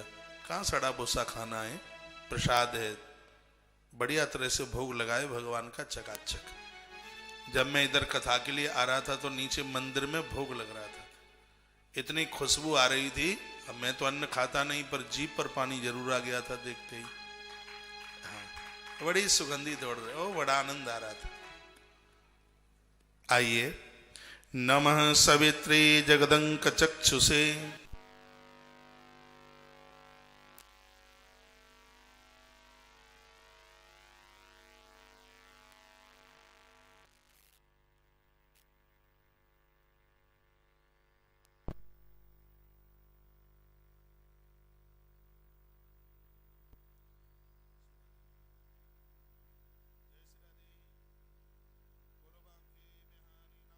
की जय हो, श्री हनुमान जी महाराज की जय हो, जय जय श्री राधा जय जय श्री राधा जय श्री जय राधेश।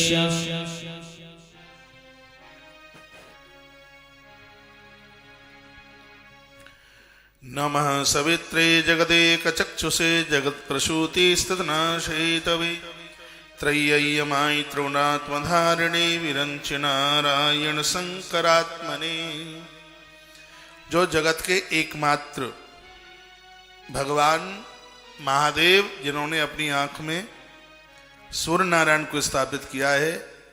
संसार की जहां उत्पत्ति स्थिति हुई है और अंत में वो उसका उद्धार करते हैं। भगवान शंकर को वेदत्रयी के नाम से जाना गया। ब्रह्मा विष्णु और महेश नाम 3 रूप धारण करने वाले हैं।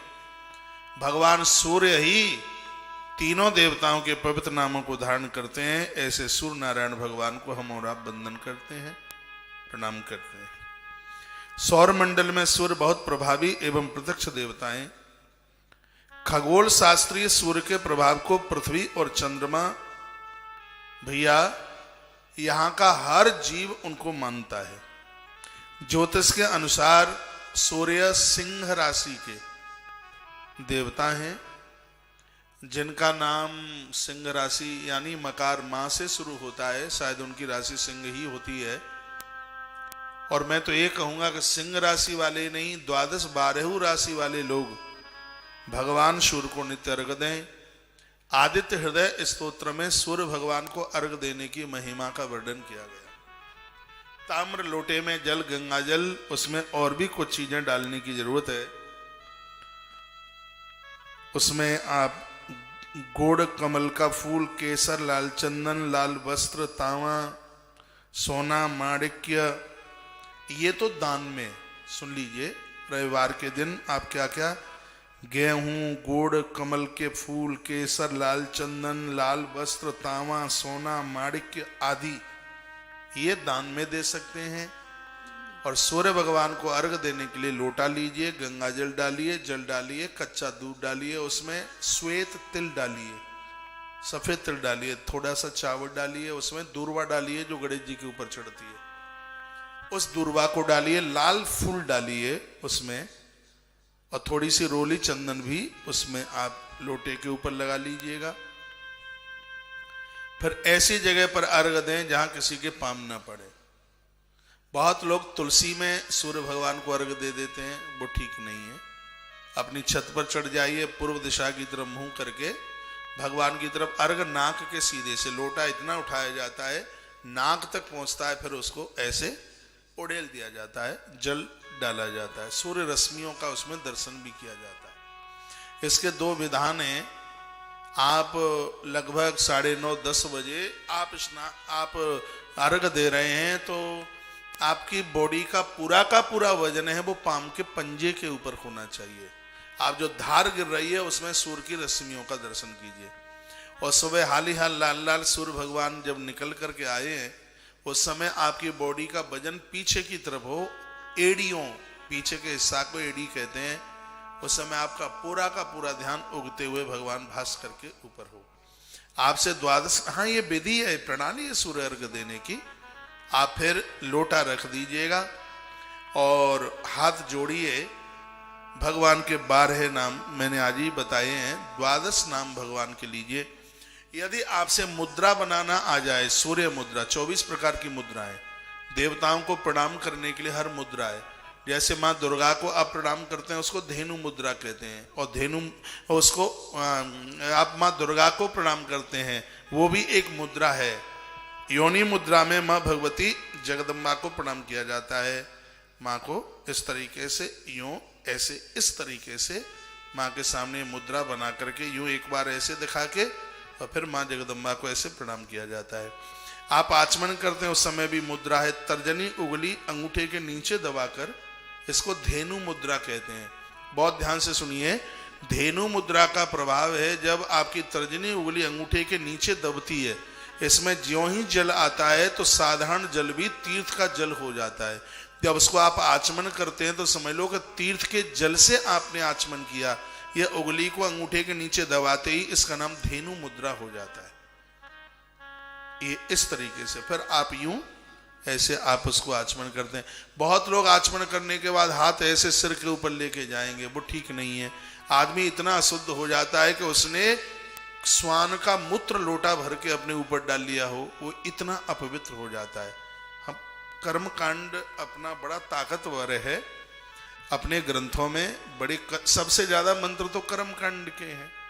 जीवन को बदलने में बिल्कुल देर नहीं लगती यदि इन चीजों को, यदि ढंग से कोई श्रद्धा के साथ में यदि कोई कर ले तो। अब रही बात, अब आप सूर्यांजलि बनाइए। इसका नाम सूर्यांजलि है। सूर्यांजलि बनाकर 12 नाम भगवान के लीजिए। इन 12 नामों का प्रभाव 1.25 लाख के बराबर हो जाएगा। एक नाम 10,000 के बराबर होगा सूर्यांजलि में। सूर्य अंजलि इस प्रकार से बनाई जाती है। मेरे साथ अभ्यास कीजिए, यूं करके यूं, और इसको यूं, कैमरा दिखाओ, ये ऐसे जूम करो। उंगलियां इतनी ज्यादा मोटी हो गई हैं।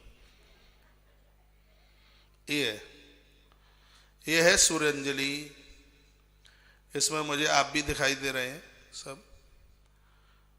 अर्घ देने के बाद लोटा नीचे रख दो और भगवान के सामने, हमने तो स्लाइड को ही सूर्य बना लिया, तो भगवान को बोलिए ओम भास्कराय नमः, ओम दिवाकराय नमः, महातेजाय नमः, ओम प्रसवाय नमः, हिरण्यगर्भाय नमः, सविताय नमः, इस प्रकार से पूखाय नमः, मित्राय नमः, इस प्रकार से इसी में आप उनका दर्शन कीजिए। मरकाय नमः, 12 नाम आप इसमें आप बोल दीजिएगा। तो आपका जो एक नाम है वो 10-10 हजार के बराबर हो गया। 12 नाम आपने उच्चारण किए हैं, उसका फल 1.25 लाख के बराबर हो जाएगा। ये तो आप सब सरल है बनाना, कोई दिक्कत नहीं है।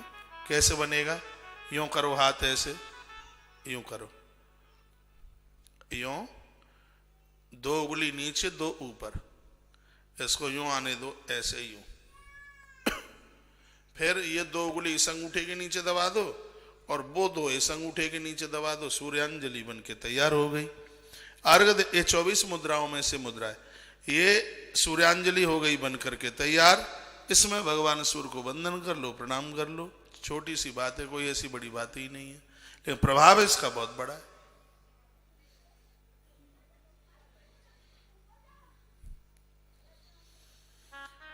आठ 9 महीने में आधे से ज्यादा पंडित बन गए हो आप, आधे से ज्यादा साधु बन गए हो, बहुत चीजें सीख गए।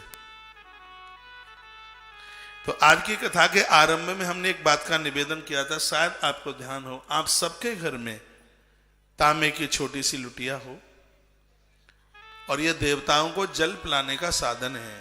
अग्नि में आहुति डालने से भोजन देवताओं के पेट में पहुंचता है, तो सूर्य भगवान को अर्घ देने से पानी देवताओं के पेट में पहुंचता है, जल पहुंचता है उनके पेट में। एक भी दिन ऐसा ना निकले जिस दिन आप भगवान भास्कर को, भगवान सूर्य नारायण को अर्घ्य न दे, पूरा 7 ही दिन दिया जाता है। आप कुछ ही समय में आप देखेंगे इतना बड़ा बदलाव होगा, इतना बड़ा बदलाव, पूरी दुनिया में आपका प्रभाव छा जाएगा, आपका आदर छा जाएगा, आपका सम्मान छा जाएगा। सूर्य देवता सिंह राशि के स्वामी,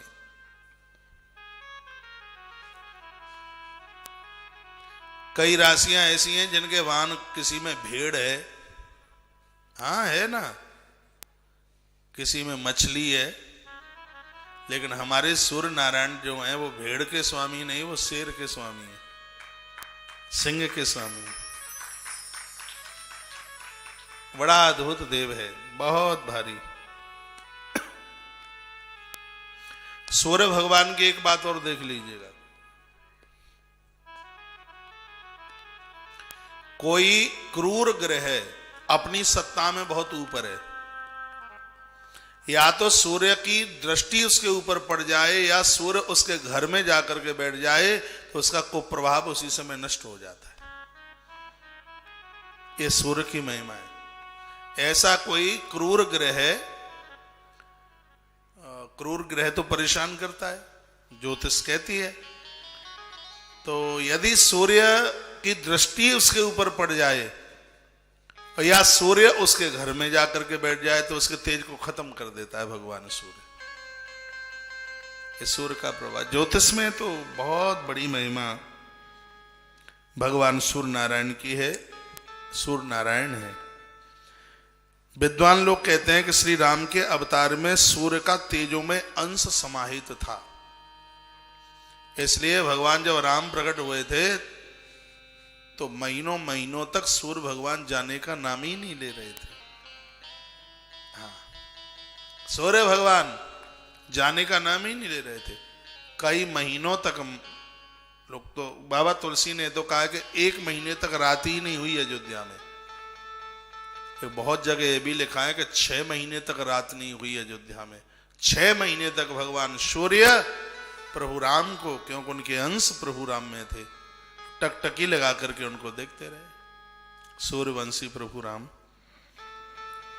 सूर्य आराधना विशेष रूप से भगवान सूर्य का दिन रविवार का है। रविवार के दिन इनकी विशेष आराधना होती है। उस दिन आदित्य हृदय स्तोत्र पाठ कीजिए। द्वादश नामावली का भी आप स्तोत्र कर सकते हैं, और ज्यादा नहीं, 10-15 मिनट में तो सब पूरी पूजा हो जाती है। इनके लिए बच्चों से तो जरूर कराएं, खुद करें, बच्चों से कराएं। आपके बच्चे मेधावी बन जाएंगे, बहुत प्रभावी हो जाएंगे। आप बार बार क्यों पूछते हैं कि कल की पुराण के कलश का नारियल का क्या करें? अब कितनी बार बताऊं मैं, है? और 9 महीने से बताता तो आ ही रहा हूं, और वही प्रणाली है बस, उसमें कोई ऐसा बदलाव नहीं है। और मैंने आज भी बता दिया है, वीडियो में सुन लीजिएगा। बोलिए बांके बिहारी लाल की जय, हनुमान जी महाराज की जय। जय जय श्री राधे श्री राधे श्री राधे। भगवान सूर्यदेव के पुजारी जो हैं, गेहूं, गुड़, तांबे के वस्त्र, सोना, चांदी, तिल और इन सब चीजों का दान, सूर्य भगवान को नित्य का अर्घ, ये अपने आप में बहुत ही ज्यादा प्रभावशाली है। रविवार, अब रोज आप कितने बजे जागते हैं वो आप जाने, लेकिन जो विशेष रूप से भगवान सूर्य के जो पुजारी हैं, जब बच्चे भाई लोग मुझे पूछते हैं महाराज जी जॉब छूट गई है, नौकरी लगती नहीं, तो मैं उनको रविवार का व्रत बताता हूँ। सूर्य भगवान की पूजा, आदित्य हृदय स्तोत्र के पाठ की मैं बात करता हूँ उनसे, तो उसकी एक नियमावली सी मैं आपको बता देता हूँ कि रविवार के दिन कम से कम सूर्य उदित होने से 2 घंटे पहले जागा जाए। कम से कम, रोज नहीं तो रविवार वाले दिन तो ये ऐसा कर लीजिएगा, 2 घंटे पहले जागिएगा, कम से कम 2 घंटे पहले जागे। नित्य के कार्यों से निवृत्त होते हुए उसके तत्पश्चात सूर्य की आराधना। सूर्य व्रतधारी व्यक्ति दोपहर तक तो अन्न ना खावे, दोपहर तक अन्न न ले। दोपहर के बाद में बिना नमक का वो अन्न ले सकता है। उस दिन मालपुआ ले ले तो और ज्यादा बढ़िया है, तो बिना नमक की सब्जी तो अच्छी लगेगी नहीं। हाँ, तो बिना नमक के मालपुआ खीर के संग बड़े बढ़िया लगते हैं।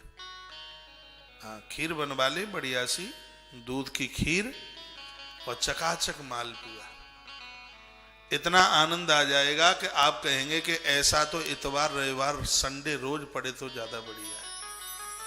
हाँ, रोज पड़े, चकाचक खीर मालपुआ के संग मिले, ये प्रमुख भोजन बताया है इसमें। जो सूर्य देवता का जो उपवास करते हैं, रविवार का जो उपवास है, उसमें नमक नहीं लिया जाता, लेकिन पूजा करने के बाद आदित्य हृदय स्तोत्र का पाठ करने के तत्पश्चात आप दोपहर के तत्पश्चात लगभग 3-4 बजे के बाद, और इतना ध्यान रखना, सूर्य अस्त होने के बाद इसमें अन्न नहीं खाया जाता। ये लोग मानते नहीं, क्यों फोन करते हैं जब ये कथा में रखा है तो।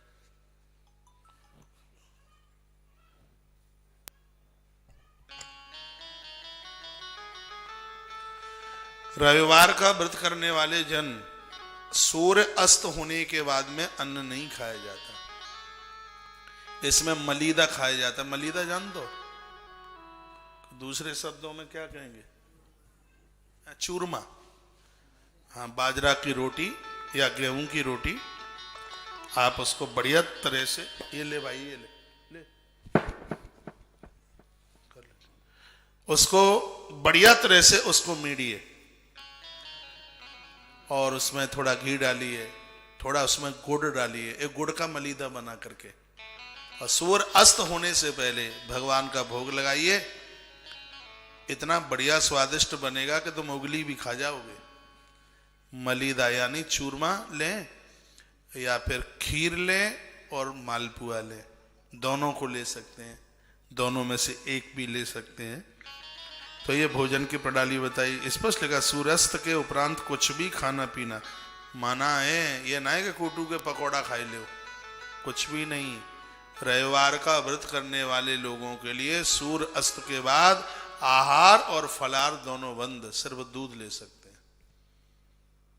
मैंने बहुत व्रत किए, मैंने तो सूर्य अस्त के बाद में पानी भी नहीं लिया। मैंने व्रत किए हैं इसके रविवार के। मैं तो भगवान सूर्य नारायण का पुजारी हूँ। मेरा तो कोई दिन नहीं ऐसा निकलता जिस दिन मुझे ये ना लगता हो कि आज रविवार ना हो। मैं छत पर चढ़कर उन्हें अर्घ देता हूँ, और उसी प्रणाली से देता हूं जिस प्रणाली से मैं यहां बात कर रहा हूं आपसे। मैंने सूर्य उपनिषद पढ़ा है, भगवान की कृपा से मैं काफी बातें बोलूंगा उस उपनिषद की। 108 उपनिषदों में से सूर्य उपनिषद, जो ये मैंने अर्घ देने की बात आपको, ये सूर्यांजलि की जो बात मैंने आपको की है, उपनिषदों में बड़ी महिमा है। दूर्वा डालकर, उसमें लाल चंदन डालकर, रोली डालकर उन्हें अर्घ देना, सफेद तिल, गैया का कच्चा दूध, उपनिषदों ने बड़ी बड़ाई की है, जो कि मैं आपके बीच में बात रख रहा हूं। तो हमें तो लगता है कि हमारे लिए तो रोज ही रविवार है, ऐसा लगता है रोज ही सोमवार है, ऐसा लगता है रोज ही मंगलवार है। सच मानिए, हमें ऐसा लगता है कि एकादशी रोज है। पूरा आनंद, पूरा माहौल ही एकादशी में ढल गया है। इतना आनंद का अनुभव होता है, ऐसा लगता है कि हम 365 दिन अनुष्ठान में ही जीवन जीते हैं। लोग कहते हैं कलयुग कलयुग कलयुग, हमें तो इस कलकाल में भी सतयुग का पूरा आनंद आता है। लगता है कि रोजाना रामनवमी है, रोजाना अष्टमी है यार, ऐसा रोज लगता है। रोज कथा में है, बहाना चाहिए, चाहे जिस दिन उत्सव मना लूं। हाँ, कोई पूछे आज उत्सव काहे का हो रहा है, का आज उत्सव इसलिए हो रहा है कि भगवान सूर्य नारायण अपनी कुछ कलाओं के साथ, याद रखिएगा, सूर्य देव अपनी 12 कलाओं से राम के रूप में प्रकट हुए हैं। सूर्य नारायण अपनी 12 कलाओं से प्रभु राम के रूप में। तो उत्सव का तो बहाना, चाहे सो बहाना ले लीजिएगा, बहाना ही तो चाहिए। इसमें लगाओ, यूट्यूब लगाओ, इस वाले। बोलिए सूर्य नारायण भगवान की जय। कितना बढ़िया लिखा है कि सूर्यास्त के बाद में आपको कुछ नहीं लेना है। फिर क्या करना है, सोमवार को प्रातः सूर्य भगवान को अर्घ देने के बाद ही अपना व्रत खोलें। ये नहीं है कि सूर्यास्त के बाद कुछ नहीं लिया हो तो सुबह घर वाली से कहें कि अरे पेट में चूहा हड़ताल करें, चल बना आलू के पराठे। पहले सूर्य भगवान को अर्घ दीजिएगा, उन्हें वंदन प्रणाम कीजिएगा, फिर चकाचक दाल सब्जी भात जो भी आप कुछ खाते हैं, अब जो भी में वो ना आ जाए जिसका हम भारी विरोध करते हैं, तो हमने जो भी कह दिया सो उसका मतलब ये हो जाए, हाँ वो ना हो। सूर्यदेव का वर्ण लाल है, इसलिए बहुत जन लाल वस्त्र पहनकर रविवार के दिन भगवान सूर्य की पूजा करते हैं, उसकी महिमा है। उनका रंग है लाल है, लाल वस्त्र पहनकर माताएं लाल साड़ी पहनती हैं, पुरुष लोग लाल ही धोती, लाल ही कुर्ता, लाल ही बनियान इत्यादि, क्योंकि सूर्य का रंग है ना, ऊर्जा देने वाला रंग है। सूर्यदेव को अर्घ देने से गलत स्वप्न नहीं आते, लोग भयभीत नहीं होते, उन्हें डर नहीं लगता किसी भी प्रकार का, और अग्नि का प्रकोप नहीं होता उन घरों में जिन घरों में सूर्य भगवान को रोज अर्घ दिया जाता है। सनातन धर्म का पालन करने वाले लोग जिन 5 देवताओं की पूजा करते हैं, पंचदेव उपासना, विस्तार पूर्वक आप कल सुनेंगे। उस पंचदेव उपासना में भगवान सूर्य की पूजा भी प्रमुख है। 5 देवताओं की पूजा कल आप विस्तार पूर्वक आप सुनेंगे पंचदेव उपासना के बारे में। उसमें भगवान सूर्य नारायण की पूजा अब अपने आप में बड़ी प्रमुख पूजा है। सतयुग में जब हवन प्रदान था, जिस समय सतयुग में यज्ञ के बिना कोई काम ही नहीं होता था, सब कुछ यज्ञ में ही छिपा हुआ था, उस समय सूर्य भगवान की आहुति के बिना उन यज्ञों को पूरा नहीं माना जाता था, ऐसा ग्रंथों में लिखा हुआ है। आपने पूछा है कि महाराज जी क्या कुंवारी बेटियां सूर्य भगवान को अर्घ दे सकती हैं? दे सकती हैं, दे सकती हैं, दे सकती हैं। सूर्य भगवान की पूजा उनको अर्घ कन्याएं दें, बेटियां दें। सतयुग में जब जिंदगी हवन प्रदानित थी, सूर्य भगवान को आहुति दिए बिना यज्ञ को पूरा नहीं माना जाता था। त्रेता में भगवान श्री राम और द्वापर में भगवान श्री कृष्ण ने अपने हाथों से सूर्य यज्ञ किए, पांडवों को भगवान सूर्य का परम अधिकारी बनाया। कलयुग में सूर्य वंदना राज सम्मान दिलाने वाली होती है, रोगों को खत्म करने वाली होती है और तेज को बढ़ाने वाली होती है। कलकाल के दोषों से व्यक्ति बच जाएगा इस युग में यदि भगवान सूर्य को अर्घ देते रहे तो, उन्हें वंदन करते रहे तो, उन्हें प्रणाम करते रहे तो आनंद हो जाएगा। ओम मां कृष्णेन दर्शसा वर्तमानो निवेशयन् अमृतं मर्त्यञ्च हिरण्येन सविता रथेन देवो याति भुवनानि पश्यन्नः। यानी इसका अर्थ है कि अनंत प्रकाशवान पाप को नाशित करने वाले जो सूर्य देवताएं, हम उनका आह्वान करते हैं, हे प्रभु मेरी आंखों में आके बैठ जाइए तो मैं अच्छा देख सकूं, मेरे हृदय में आकर के बैठ जाइए तो मैं अच्छा सोच सकूं। इस आदित्य हृदय स्तोत्र का विस्तार पूर्वक आप कल इसको आप श्रवण कर पाएंगे। मैं कथा को अभी ही विराम दूंगा।